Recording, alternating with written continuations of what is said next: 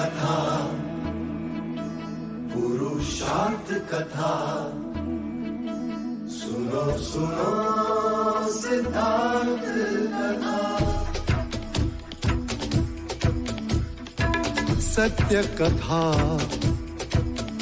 पुरुषार्थ कथा, सुनो सुनो सिद्धार्थ कथा। चढ़ते सूरज सा तेजवान वो कीर्तिमान, हुंकार भरे जब कूच करे, थर थर कांपे आसमान। वो राजपुत्र वो शूरवीर, पर्वत को भेद दे उसके तीर, शांति का स्रोत करुणा की धार, निर्झर झरे मन से अपार। वो राजपुत्र वो शूरवीर, पर्वत को भेद दे उसके तीर, है शाक्य वंश का वो तारा, जगमग है जिससे जग सारा।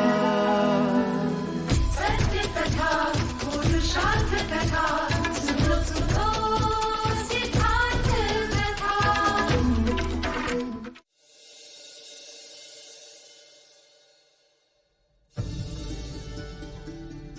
ये राजा द्रोणोदन, आपने हमारा देवदाह तो देख ही लिया।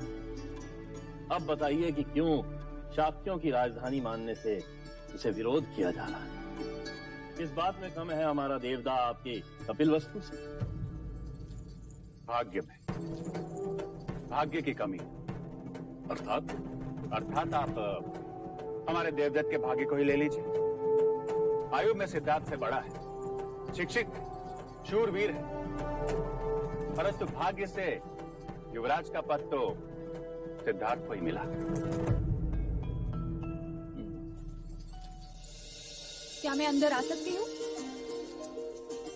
आओ यशोधरा, आओ। ये सारे पकवान मैंने स्वयं अपने हाथों से बनाए हैं मजले मामा। उत्तम। महाराज, आपने यशोधरा को क्षमा करके हमारे हृदय का भार हल्का कर दिया। और बताइए, महाराज शुद्धोदन के पुत्र का परीक्षा में प्रदर्शन कैसा रहा?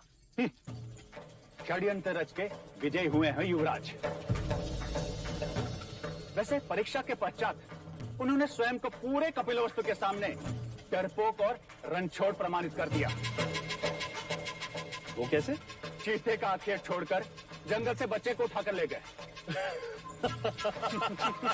वो तो हमारा देवदत्त था जिसने चीते का सर काटकर महाराज के चरणों में अर्पण कर दिया। फिर तो ये बात शाक्य कुल में फैला देनी चाहिए कि उनका होने वाला सम्राट डरपोक है।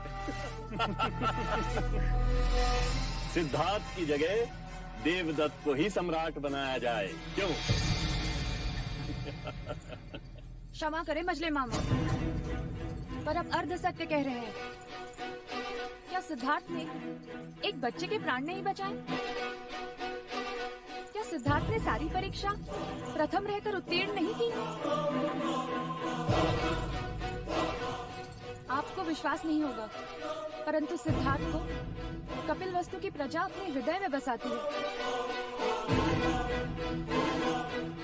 तारे की चमक को कोई लाख मिटाने का प्रयत्न करे, पर तारा चमकता ही है मजले मामा।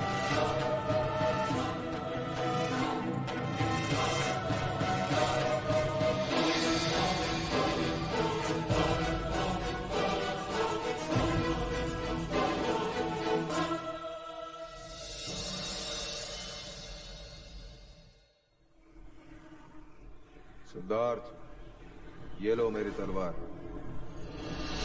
मेरी इच्छा में जब भी तुम्हें देखो एक क्षत्रिय की तरह अपने शस्त्र के साथ देखो। इसका भार मैं नहीं उठा सकता। सिद्धार्थ की आचार्य कौंडिन्य के साथ घनिष्ठता बढ़ रही है। ये उन्हीं की संगत और शिक्षा का परिणाम है कि सिद्धार्थ ध्यान की तरफ आकर्षित हो रहे हैं।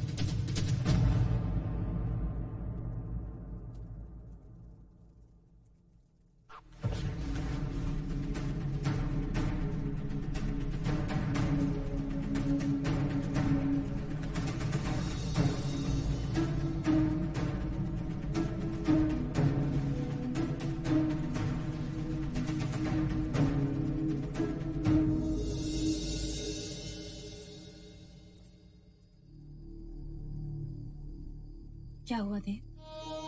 नींद नहीं आ रही? हाँ, मन में इतना उद्वेग पहले कभी नहीं था देवी। मैं सिद्धार्थ को समझ नहीं पा रहा। कहीं वो ऐसा कोई कार्य न कर बैठे जिससे हमारे पूर्वजों का नाम कलंकित हो। परंतु वो अर्थहीन बातें नहीं करता। हाँ, उसकी बातें सत्य होती है, फिर भी मैं उससे अप्रसन्न रहता हूँ। क्यों पता नहीं प्रजापति। क्योंकि आप चाहते हैं कि हमारा पुत्र आपके मार्ग पर चले, पर वो विलक्षण प्रतिभा है। वो अपना मार्ग स्वयं सोचता है। वो उनमें से नहीं जो आंखें मूंद कर पीछे पीछे चलते हैं। परंतु अकेले जाने पर मनुष्य भटक भी सकता है प्रजापति। बस यही भय आपके उद्वेग का कारण है।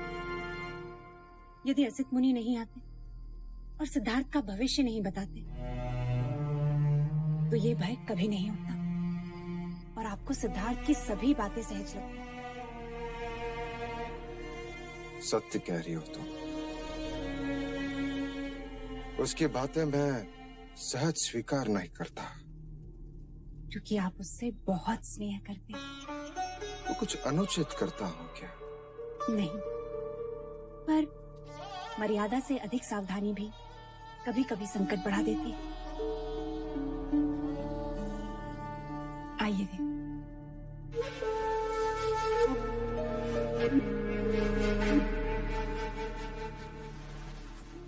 अब आप सो जाइए देव। नींद से बड़ा मित्र नहीं और उद्वेग से बड़ा शत्रु नहीं। कुछ बातें ईश्वर पर भी छोड़ देनी चाहिए, वो सब ठीक करेगा।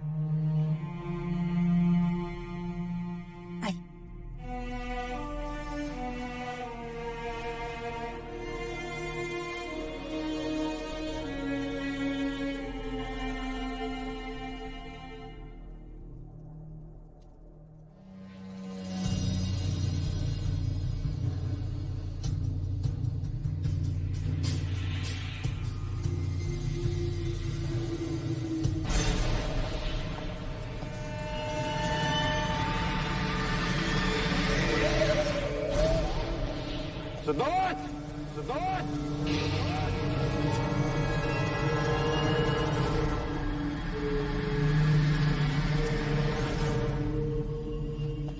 सिद्धार्थ! सिद्धार्थ! सिद्धार्थ! सिद्धार्थ!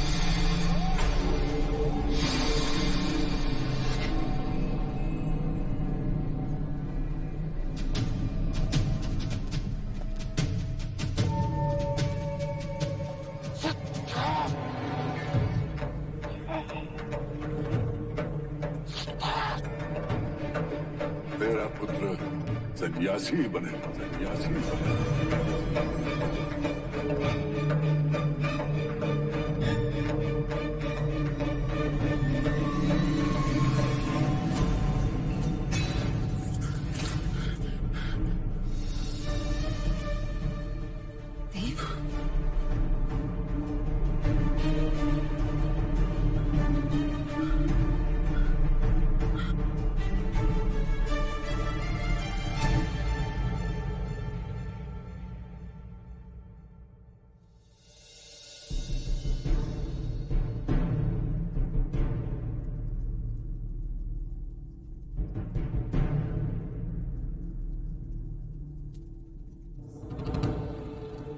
महाराज, आपका स्वप्न पहले प्रहर का है और ग्रंथ अनुसार पहले प्रहर का स्वप्न सच होता है। आप स्वप्न में सिद्धार्थ को ढूंढ रहे हैं, अर्थात आपके पथ से उसका पथ विपरीत है। दूजा, आपने सिद्धार्थ को समाधि में देखा, अर्थात वो शांति के पथ पर चलेगा। शरीर पर मिट्टी और पौधे, अर्थात उसने समाधि कई दिनों से लगाई होगी। उसने गेरुए रंग के कपड़े पहने, अर्थात उसकी विचारधारा मुनि और योगी की भांति हो।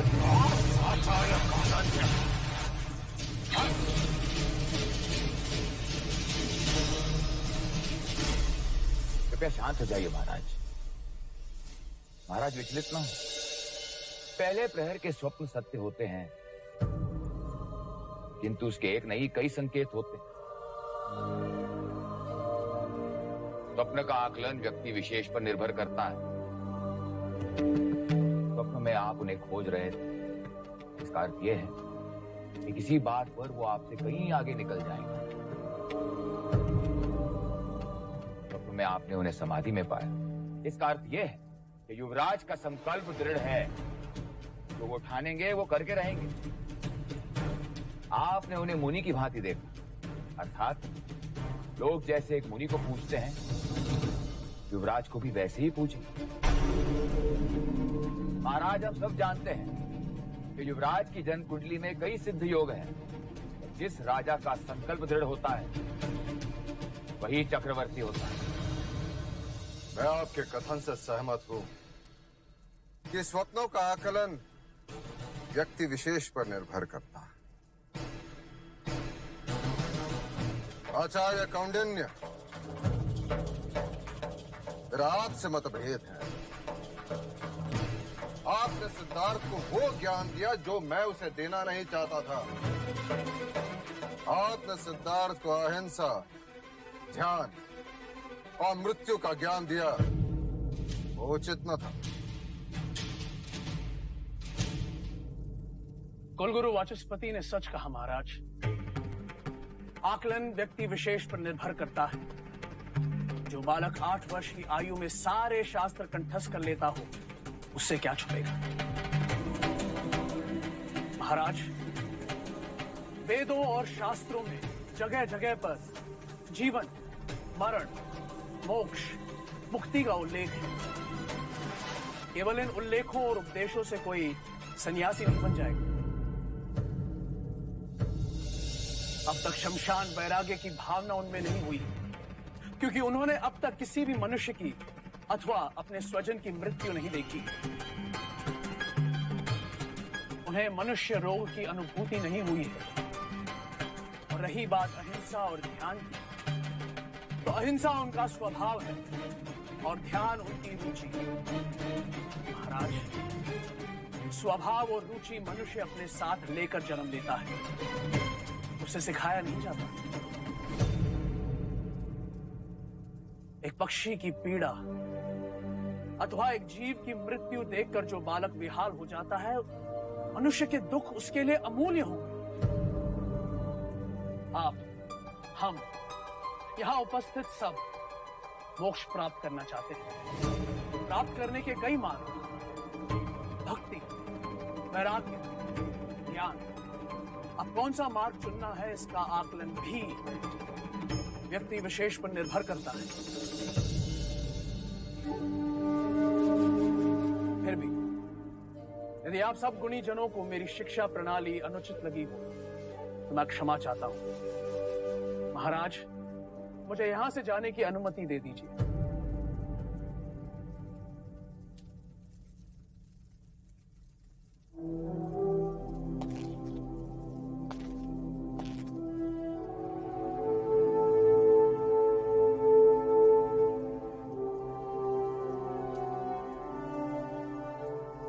आचार्य कौंडिन्य, कृपा करके दक्षिणा स्वीकार कर।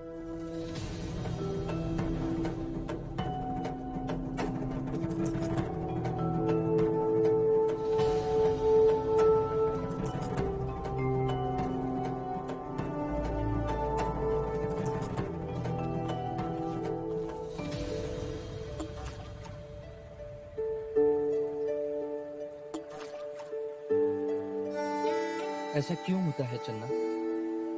जब मनुष्य के जीवन में कोई साथ आता है तो उसे खुशी होती है, और जब छोड़कर चला जाता है तो ग्लानि। देवी गोपा के जाने का दुख है आपको?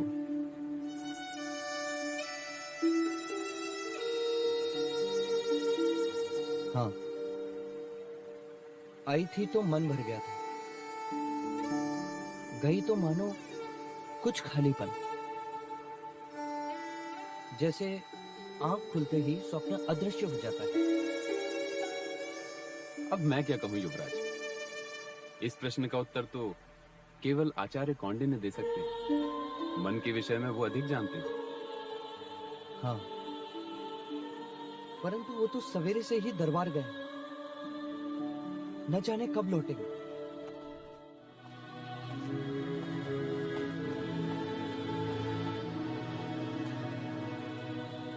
कुलगुरु, मैं ये दक्षिणा स्वीकार नहीं कर सकता। क्यों आचार्य? क्योंकि युवराज को दी गई मेरी शिक्षा महाराज को उचित नहीं लगी। आप उचित अनुचित को भूल जाइए आचार्य, कृपया आप इस दक्षिणा को स्वीकार कीजिए। नहीं, मैं अपनी शिक्षा के प्रतिफल में दक्षिणा लेता हूँ। केवल एक ब्राह्मण होने के नाते आश्रित होकर भिक्षा नहीं मांगता।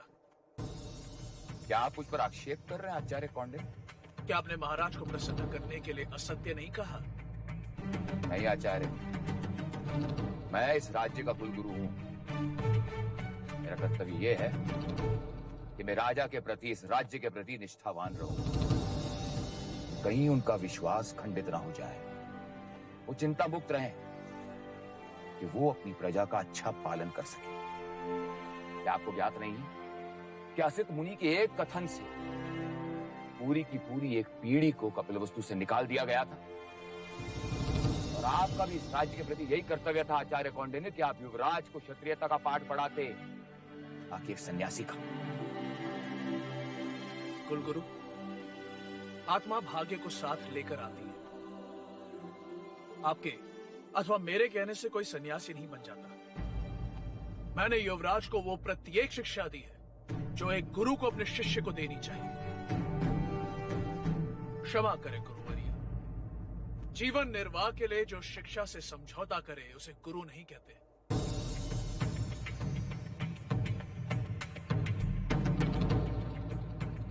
पर महर्षि वाल्मीकि और सांदीपनि की तरह मुझे भी इस बात का सदैव अभिमान रहेगा कि कुछ वर्ष मैंने आने वाले युग के युग पुरुष के सानिध्य में बिताए और वो मेरा शिष्य था।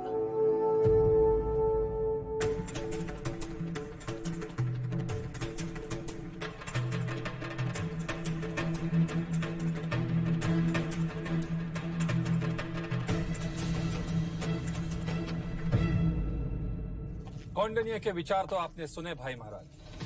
क्या अब भी आप मेरे विचार से सहमत नहीं हैं?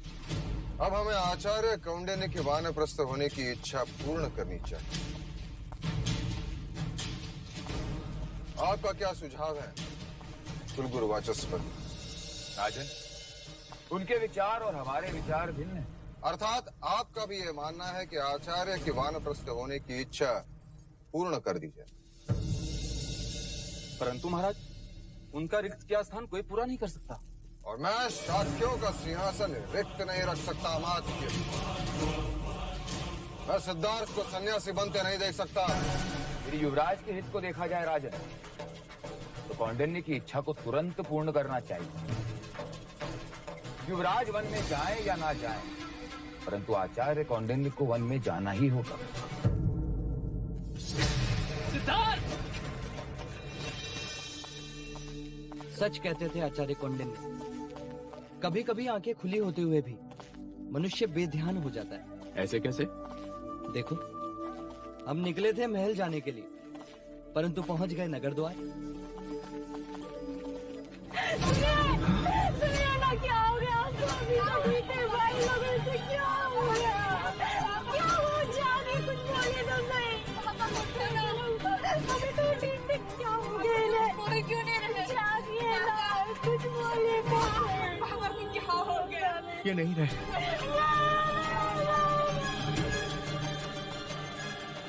किरात और मृत्यु का कोई भरोसा नहीं, कब द्वार पर आ जाए।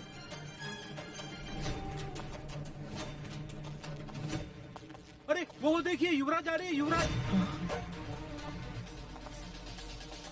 अगर युवराज ने इनके मृत शरीर को देख लिया तो क्या होगा?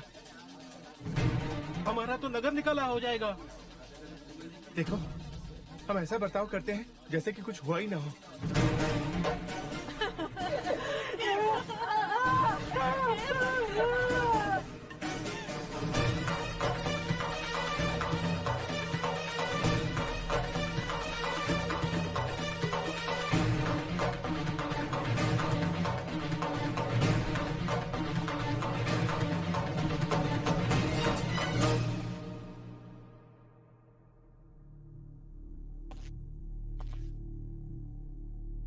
क्या हुआ?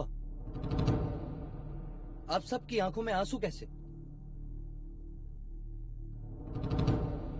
अब क्या बताएं युवराज, वो अभी अभी सूखी हवा की ऐसी आंधी आई कि सबकी आंखें गीली कर दी। आंधी? मैं और चन्ना भी यहीं थे, हमने तो कोई आंधी नहीं देखी।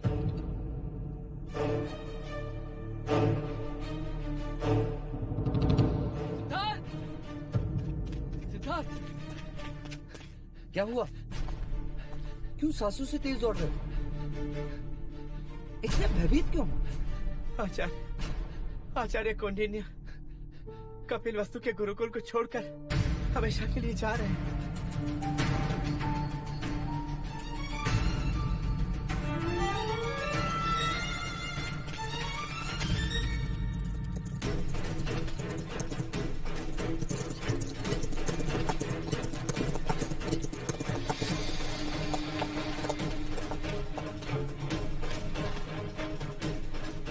क्या ये सत्य है गुरुदेव कि आप हमें छोड़कर जा रहे हैं, वानप्रस्थ हो रहे हैं? वानप्रस्थ तो मैं 8 वर्ष पहले ही होना चाहता था सिद्धार्थ, और तुम्हारे कारण रुक गया। तो आज भी रुक जाइए ना गुरुदेव, आपके बिना ये सिद्धार्थ अधूरा है। अगर आप मुझे इस तरह छोड़कर चले। अरे सिद्धार्थ, तुम जानते हो ना, उस पेड़ पर एक चिड़िया ने अपना घोंसला बनाया है। जी। वही जो रोज अपने बच्चों को अपनी चोंच से खाना लाकर खिलाती है। जी गुरुदेव। आज उस चिड़िया ने अपने उन बच्चों को घोंसले से धक्का दे दिया है। क्यों? प्रश्न तो मैंने भी अपने आप से किया था, क्यों? तभी मुझे प्रकृति के भेद का पता चला। धरती पर गिरने से पहले उस चिड़िया के उन बच्चों ने अपने पंख फड़फड़ाए और देखते ही देखते वो उड़ने लगे। परंतु गुरुदेव, मुझे पंख फैलाने नहीं आते। मुझे जाना होगा सिद्धार्थ, मेरा कर्तव्य पूरा हुआ। मैंने अपना संपूर्ण ज्ञान तुम्हें दे दिया है। अब संन्यास आश्रम का समय आ गया है, और संन्यास आश्रम का मार्ग वानप्रस्थान से ही है। शास्त्रों में 4 आश्रम का ज्ञान दिया है, और हर एक आश्रम का अपना एक महत्व है। परंतु गुरुदेव, मेरी शिक्षा तो अभी अधूरी है। आपने मुझे वानप्रस्थ और संन्यास आश्रम का ज्ञान तो दिया ही नहीं। आचार्य कौंडिन्य, मेरा आपसे मतभेद है। आपने सिद्धार्थ को अहिंसा, ध्यान और मृत्यु का ज्ञान दिया, वो उचित न था। कुछ बातें समझाई नहीं जाती सिद्धार्थ, समय के साथ साथ समझ में आती है। राग, द्वेष, मोह, माया, वासनाओं के बंधनों में बंधोगे तभी उसे छोड़ने का ज्ञान होगा। जिसका अनुभव नहीं, उसकी बातें भी निरर्थक हैं। जैसे फल को पेड़ से तभी उतारा जाता है जब वो पूरी तरह पक जाए, वैसे ही वानप्रस्थ और संन्यास आश्रम का ज्ञान तुम्हें गृहस्थ आश्रम के पश्चात ही होगा। परंतु गृहस्थ आश्रम के पूर्ण होने के पश्चात मैं आपको कहां ढूंढूंगा? उस समय तुम्हें मुझे ढूंढने की आवश्यकता नहीं होगी सिद्धार्थ। तुम स्वयं ज्ञानी हो जाओगे। कदाचित मैं ही तुम्हें ढूंढते हुए आ जाऊं। ये लो, इसमें मेरा सारा ज्ञान संजोए रखा है मैंने। उचित समय आने पर इसका चिंतन करना। तुम्हारे कुछ प्रश्नों के उत्तर तुम्हें अवश्य मिल जाएंगे।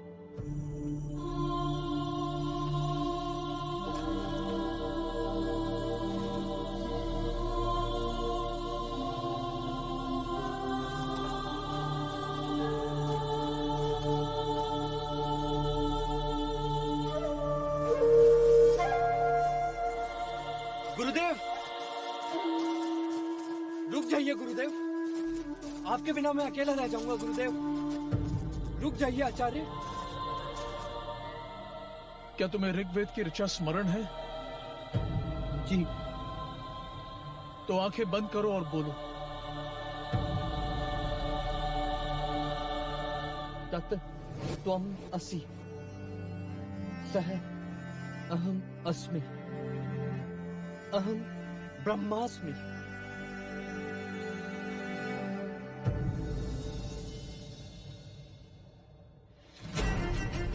गुरुदेव!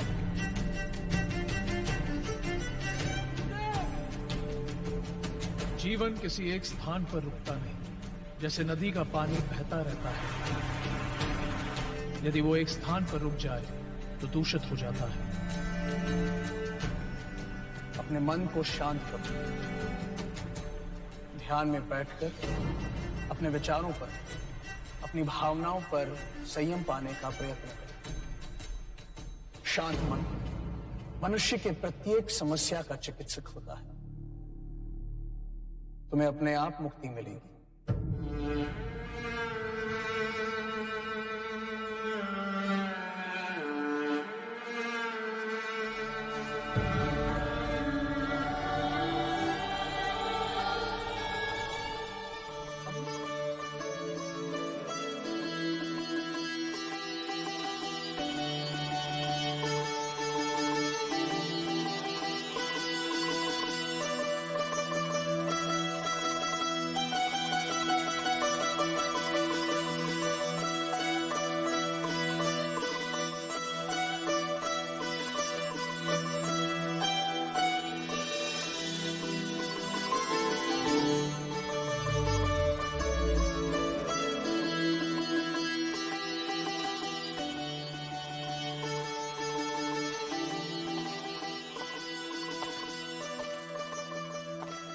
क्षमा कीजिएगा महाराज, किन विचारों में खोए हैं आप?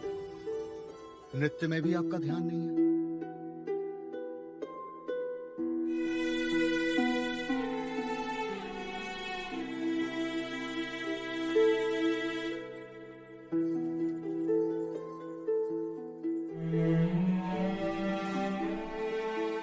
क्षमा करें,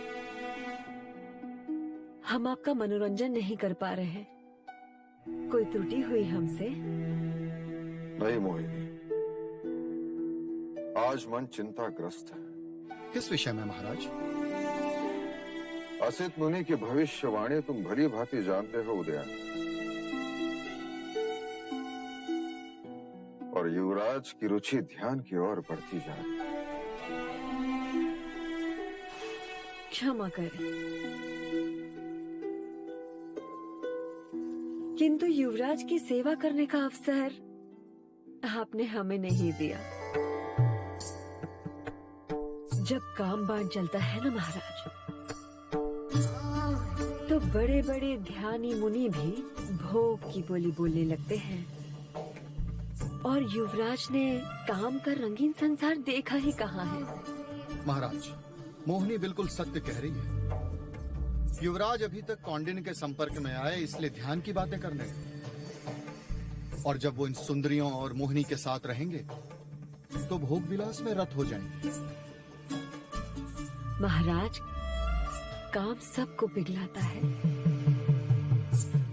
यूं तो जीवन में कई अग्नि है, और अग्नि सब कुछ नष्ट कर देती है, किंतु एक अग्नि है जो सृजन करती है, जिस अग्नि से आनंद प्राप्त होता है, जो मन के वैराग्य को जलाता है और मोह पाश में जकड़ लेता है।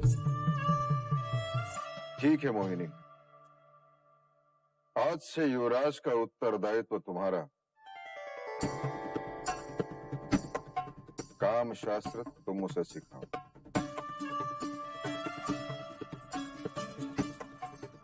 महाराज, इस काम वासना से आज तक कोई नहीं छूटा है।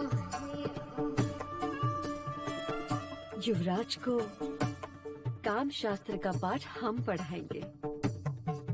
और हाँ महाराज, शिरच्छेद कर दीजिएगा हमारा, यदि युवराज कामारूढ़ न हो जाएं तो।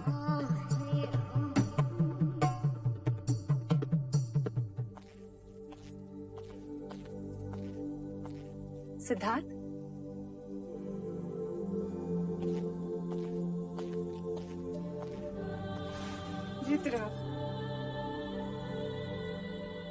किन विचारों में डूबे? माँ, मेरे मन में बार बार एक ही प्रश्न उठा है। यदि मुझसे कोई अपराध हुआ है तो मुझे दंड दे। आचार्य कौंडिन्य को पद से हटाने की क्या आवश्यकता थी? क्योंकि वह स्वयं एकांत चाहते थे, वानप्रस्थ होना चाहते थे। उन्हें तो अपनी इच्छा से एकांत मिल गया और मुझे अकेलापन। आचार्य कौंडिन्य मेरे हर प्रश्न का उत्तर थे, मेरी जिज्ञासा का प्रत्युत्तर थे। अब मैं किससे प्रश्न करूंगा और किससे उत्तर पाऊंगा? ईश्वर से। ईश्वर जो स्वयं एक प्रश्न है, वो प्रश्न के उत्तर क्या देगा? जो ईश्वर बोलता नहीं, जो ईश्वर देखता नहीं, वो ईश्वर जिसका कोई ठिकाना नहीं। नहीं सिद्धार्थ, बल्कि यूं कहो कि सारी सृष्टि उसका ठिकाना है।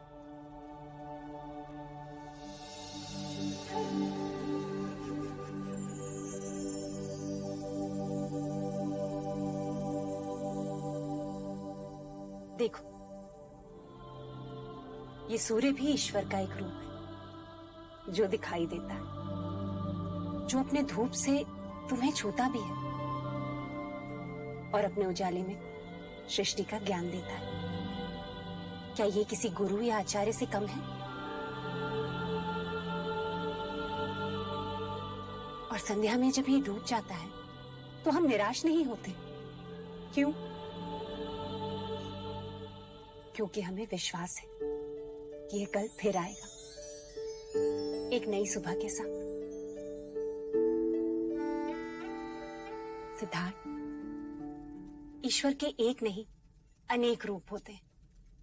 कभी वो आचार्य कौंडिन्य के रूप में आता है, तो कभी सूर्य बनकर, कभी मित्र के रूप में आता है, तो कभी पुत्र बनकर। न जाने कल तुम्हें किस रूप में मिल जाए।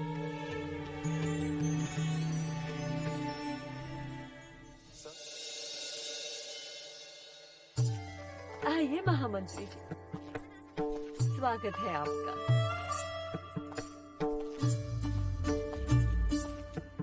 सुंदर, अति सुंदर। युवराज अवश्य पसंद करें। देवियों, आज तक केवल क्षत्रिय अपनी मातृभूमि के लिए युद्ध करते आए हैं। अपने तलवार के बल पर शत्रुओं पर विजय प्राप्त करते आए हैं। परंतु इस बार ये कार्य आप लोगों को करना है। तलवार तो हम उठा नहीं सकते, हम तो बस पलकें उठा सकते हैं। तलवार से अधिक बेधक शस्त्र हैं आपके पास।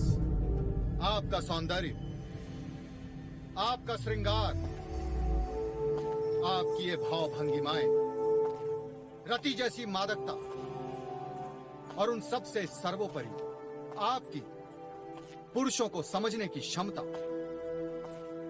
युवराज स्वभाव से उदास है, करुणा से भरे हैं, दूसरों के दुख को अपना दुख समझते हैं।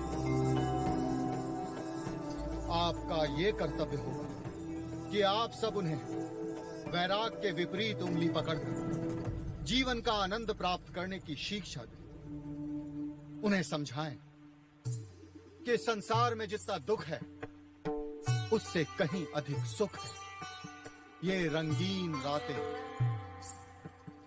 ये मादक शरीर, ये सुर, सुरा, ये वो सुख है जिससे उनके मन में उठने वाली वैराग की भावना सदा के लिए समाप्त हो जाए। हम तो युवराज को देखने को बड़े आतुर हैं। और हम आपको उनसे मिलवाने को। जो गणिका उनके आसक्ति का कारण बनेगी, वो सम्राज्ञी का सम्मान पाएगी। अति उत्तम। आप चिंतित ना हो महामंत्री जी। जीवन का ऐसा आनंद ना तो कभी उन्होंने सोचा होगा और ना ही कभी पाया होगा।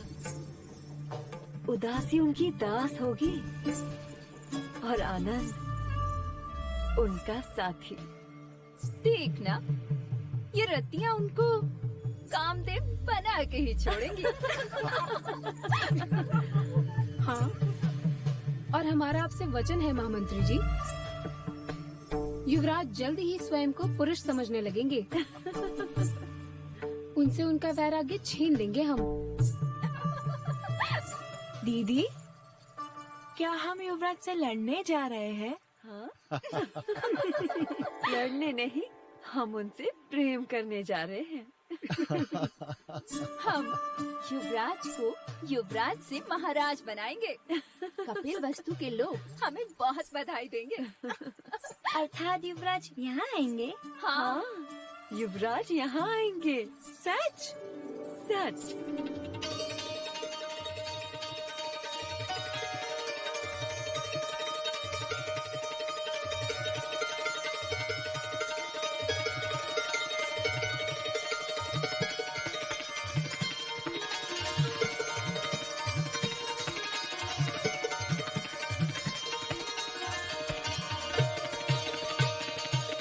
उत्तम, अति उत्तम। संगीत और श्रृंगार युवराज को वैराग्य से वापस ले आए। बस महाराज आप निश्चिंत हैं। युवराज सिद्धार्थ बहुत जल्द अपना वैराग्य खो देंगे। अनुज,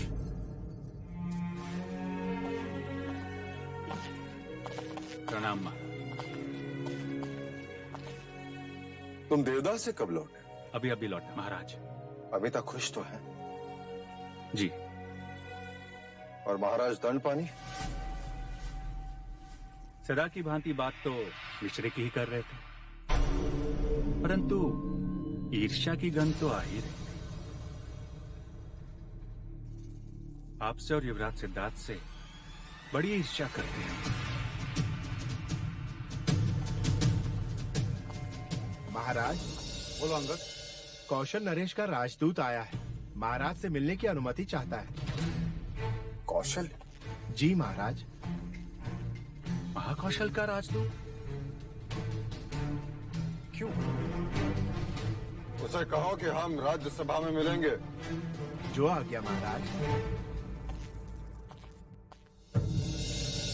कपिल वस्तु के शाक्य नरेश, महाराज शुद्धोदन, मैं आपको अपने पुत्र युवराज प्रसन्नजीत के राज्याभिषेक के अवसर पर श्रावस्ती पधारने का आमंत्रण देता हूं।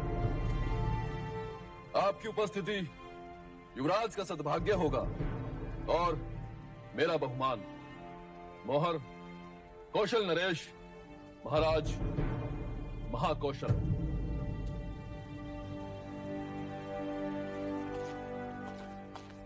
महामंत्री, कौशल राज को संदेशा भेजो कि उनके आमंत्रण के लिए हम आभारी। पुत्र का राज्याभिषेक हर पिता के जीवन के लिए सौभाग्य होता है।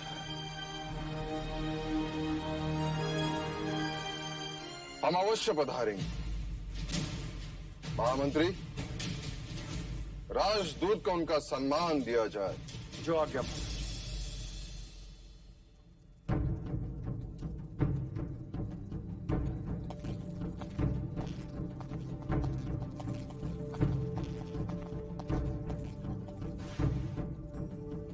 महाराज, क्या आपका कौशल राज जाना उचित होगा? मैं तो कहता हूं महाराज, किसी बात का निमित्त बनाकर टाल दीजिए। इस राज्याभिषेक का आमंत्रण केवल कौशल राज का शक्ति प्रदर्शन लगता है। नहीं महाराज, आपको वहां अवश्य ही जाना चाहिए। यदि आपकी अनुमति हो तो मैं भी साथ चलूंगा। मुझे भी कौशल नगरी देखनी है और साथ ही युवराज प्रसन्नजीत को भी। हाँ हाँ, क्यों नहीं। वैसे भी आज नहीं तो कल हमारा सामना प्रसन्नजीत से होगा ही। नहीं, तुम नहीं जा सकते। किंतु क्यों नहीं जा सकता? यदि मैं तुम्हें ले जाऊं तो मैं सिद्धार्थ को कैसे मना कर पाऊं? तो आप सिद्धार्थ को भी साथ ले चलिए। नहीं देवदत्त, इस समय कपिल वस्तु के भावी सम्राट को वहां ले जाना खतरे से कम। क्यों हर बार सिद्धार्थ की वजह से मुझे सहन करना पड़ता है? क्यों आप उसे कोई भी कारण बता के मना नहीं कर सकते? देवदत्त, अपने विवेक की चौखट मत लांगो। इतनी भी समझ नहीं कि महाराज से प्रश्न नहीं करते। जाओ यहां से।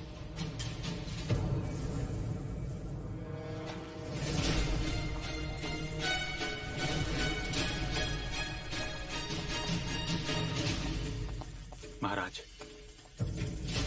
देवदत्त की ओर से मैं क्षमा मांगता हूं। मैं उसे समझा दूं।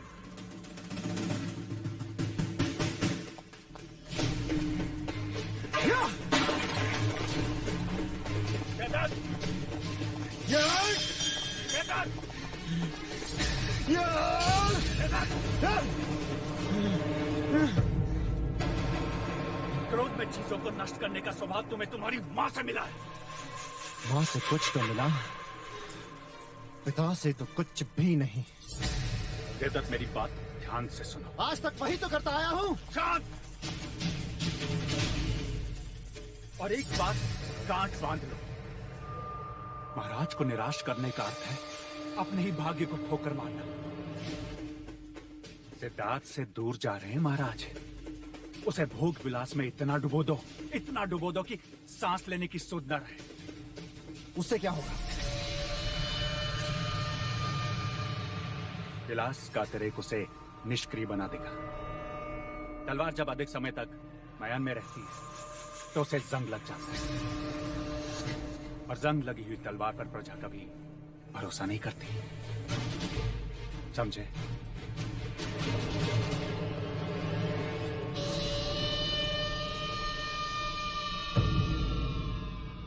सत्य कथा,